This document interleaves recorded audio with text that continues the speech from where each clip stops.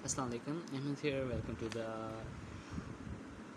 to the 14th video lecture of class 3 English.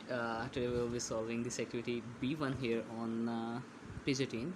So we have to match these lines. If you have already gone through the story, then it will be much easier for you guys.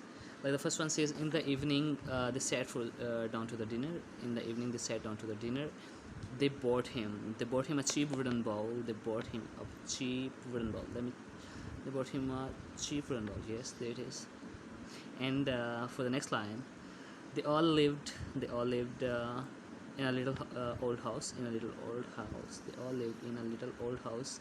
The son earned a good living, I think. Yes, the son earned a good living. Yes, I'll get back to that shortly. Just give me time. A good living. The old man didn't complain. The little boy was making a bow. Yes, so that was our today's activity. Stay tuned for the next video, and until next video lecture, Allah Hafiz.